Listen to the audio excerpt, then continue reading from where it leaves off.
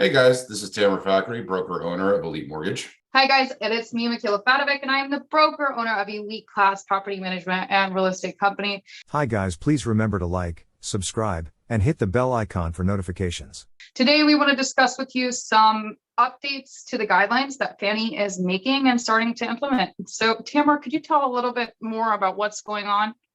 Fannie is changing their underwriting guidelines around home purchases. Real quick, underwriting is what banks do to ensure that you're a qualified borrower. You'd be able to borrow money responsibly, that you would be able to repay back the loan, the mortgage, over the course of the 30 years or however long you take it out. So they basically decided to change the underwriting guidelines for people that they consider to be credit invisible.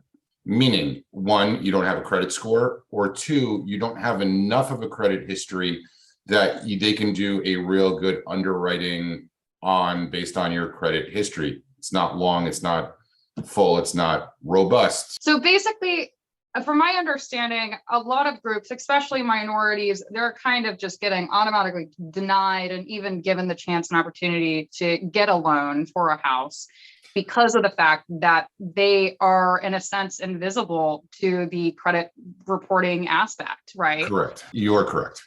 Okay, so what exactly are they implementing to help benefit this? Okay, so I did want to point out a very important statistic that they released with this announcement that they made. 19% of Black and Hispanic borrowers are considered credit invisible, like we said before, not enough credit or no credit history whatsoever. Compared to another minority group, Asians, who are only 5% of their population, is considered credit invisible. So one of the things that Fannie is trying to do and promotes, and it's one of their edicts that they have, is that they want home ownership. They want people to own homes in this country. It's number one way of building wealth, generational wealth. And so that's one of their big mandates, is people buying houses. In order to combat this, what they've decided to do is, okay, you might be a person who's considered credit invisible. However, you have a steady job, more than 2 years, 24 months continuous employment, you make good money, your overall expenses are low.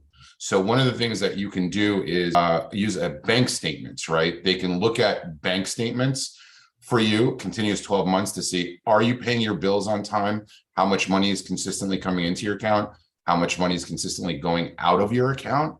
And this is kind of, interestingly enough, been discovered that this is actually a better factor of your ability and willingness to pay your mortgage over the 30 years versus credit score. So wow, yeah. They're finally just coming to that. Like, really? Coming around to that realization. Really? Like, how many different types of products of credit scores do we have? Like 10 of them per row? Like, we have 30 different types of models, and obviously credit is just the most reliable thing. Like, you could go one day having a 700 score, and the next day you have 600, and now you can't qualify for shit. So besides bank statements, which is very important, and the number one thing, they'll also start looking at things like your rental history, your rental payment history. So there's been talk about this for a while.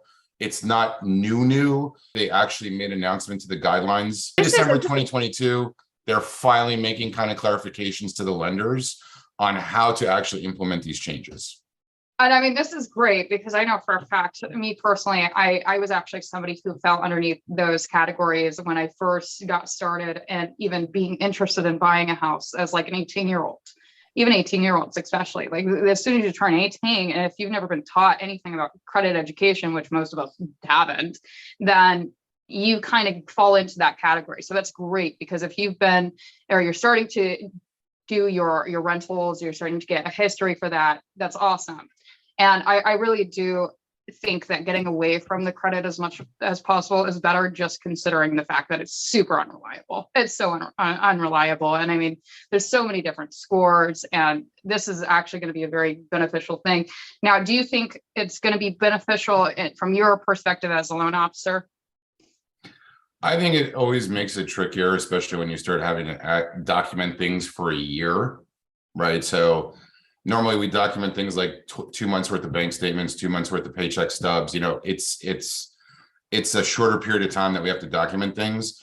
When you start getting into, I need a year worth of bank statements, it gets a little trickier, but still, I think, yeah, I think it's, you know, it's a year. They need 12 months. Wow. And I do want to clarify something. I'm not saying that they're getting away from credit scores, right? Yeah. If you're a person who has a credit score and your credit score happens to be terrible, right? You're still not going to qualify. It can't be like, oh, my credit's in the 500s or the 400s. I want to get a house and I make a ton of money. I just don't pay my bills on time. They're going to look at you and say, yeah, sorry, you're still not the right person to be buying a house, right?